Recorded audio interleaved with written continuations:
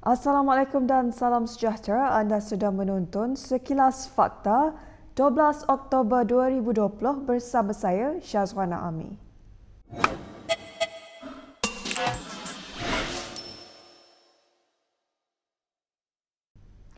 Polis Diraja Malaysia PDRM mengesahkan Ketua Pembangkang Anwar Ibrahim telah diminta untuk hadir memberi keterangan berhubung dakwaan bahawa dia mempunyai majoriti untuk menubuhkan kerajaan baru.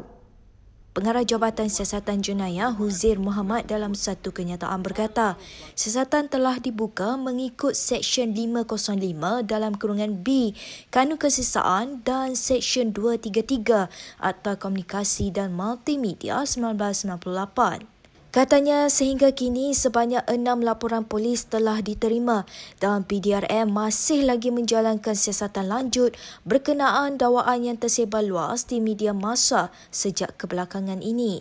Sehubungan itu, Anwar telah diminta untuk memberi keterangan pada 12 Oktober jam 11 pagi. Namun begitu, setiausaha sulit beliau memaklumkan bahawa Anwar hanya dapat hadir pada 13 Oktober jam 9 pagi. Justru, kata Huzair, PDRM telah menangguhkan janji temu tersebut sehingga satu tarikh yang akan diumumkan kelak. Dia juga menegaskan kepada orang ramai agar tidak gusar dengan penyebaran berita tersebut.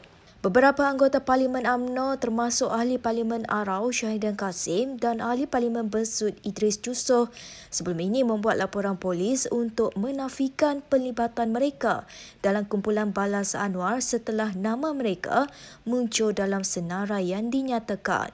Presiden PKR telah mengumumkan akhir bulan lalu bahawa dia telah memperoleh jumlah sokongan yang mencukupi untuk membentuk kerajaan baru. Anwar dijadualkan menghadap dengan Yang di-Pertuan Agong untuk mempersembahkan sokongannya kepada Seri Paduka esok. PKR tidak akan mengadakan sebarang perhimpunan ketika Presiden PKR Anwar Ibrahim dijadual menghadap Yang di-Pertuan Agong Al-Sultan Abdullah Riyatuddin Al-Mustafa Bilal Shah di Istana Negara esok. Dalam satu kenyataan hari ini, Setiausaha Agong PKR Saifuddin Nasution Ismail meminta anggota parti itu tidak berhimpun di mana-mana lokasi, terutama di jalan-jalan utama menuju Istana Negara. Saifuddin juga memohon semua rakyat Malaysia bertenang ketika majlis menghadap itu berlangsung, termasuk jika berlaku sebarang proses selepas itu.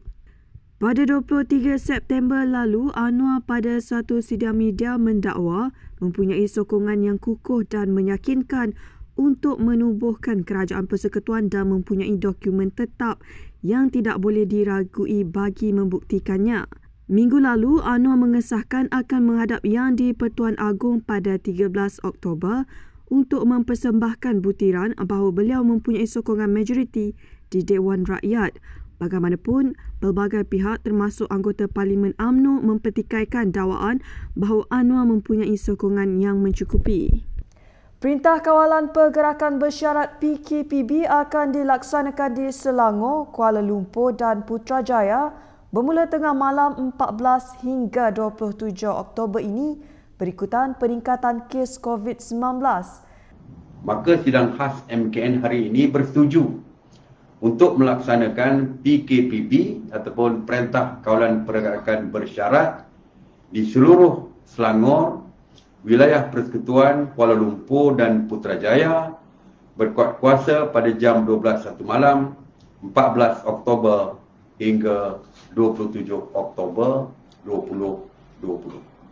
Katanya lagi, antara aktiviti yang dilarang adalah aktiviti merentas daerah, namun mereka yang bekerja di luar daerah boleh menunjukkan pas pekerja atau surat kebenaran dari majikan.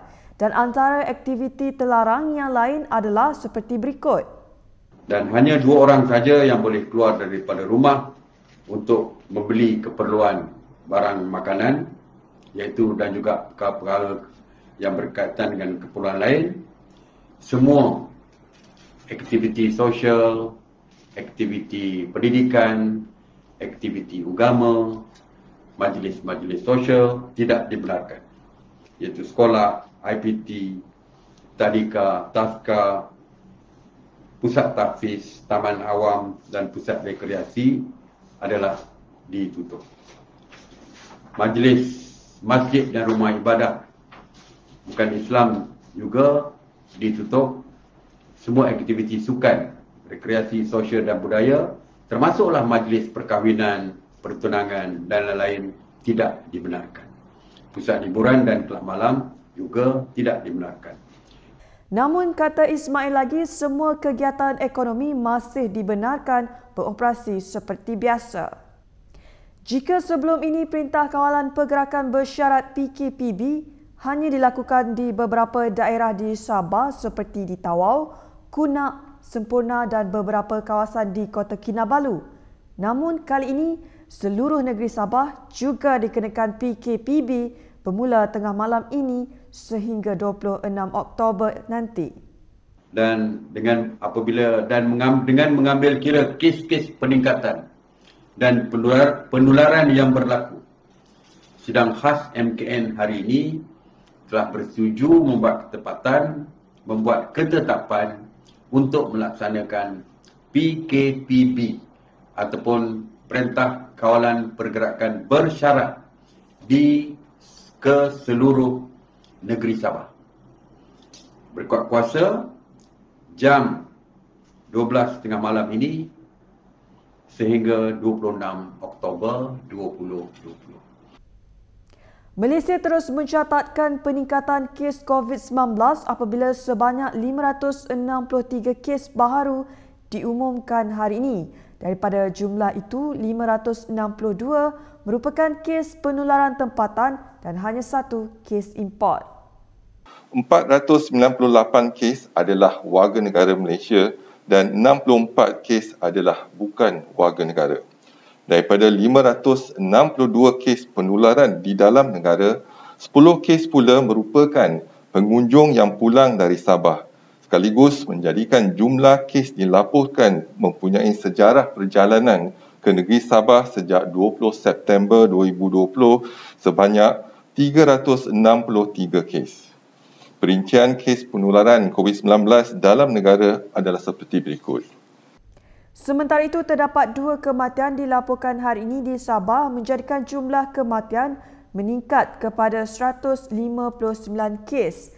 Jumlah pesakit yang dirawat di unit rawatan rapi ICU pula adalah sebanyak 98 orang, manakala 29 kes memerlukan bantuan pernafasan. 6 kluster baharu turut dikesan hari ini iaitu di Sabah, Kuala Lumpur, Selangor, Johor dan Putrajaya. 2 syarikat penerbangan tambang murah Malaysia yang beroperasi di luar Malaysia, AirAsia dan Malindo Air, memberhentikan lebih ramai pekerja, manakala Malaysia Airlines sedang berusaha untuk meyakinkan syarikat pemajakan mengenai rancangan penstrukturannya. AirAsia Berhad dan AirAsia X Berhad telah memberhentikan 10% daripada 24,000 kaki tangannya 2 minggu lalu menurut Ketua Pegawai Eksekutif Kumpulan AirAsia, Tony Fernandez. Pada Jun, AirAsia memberhentikan seramai 333 pekerja, 111 kru kabin, 172 juruterbang dan 50 jurutera. Syarikat berkaitan AirAsia X pula sedang menangani penstrukturan hutang manakala AirAsia Japan telah berhenti beroperasi pada 5 Oktober lalu. Malindo Air dijangka akan mengurangkan 3,200 kaki tangannya sekarang sebanyak 68.75% kepada hanya 1,000 pekerja pada akhir November. Baiklah, sekian sahaja daripada saya, Syazwana Amir untuk Sekilas Fakta. Untuk lebih banyak berita, anda boleh melayari kinitv.com. Anda juga boleh mengikuti kami di Instagram, Twitter, YouTube dan Facebook. Salam hormat dan jumpa lagi.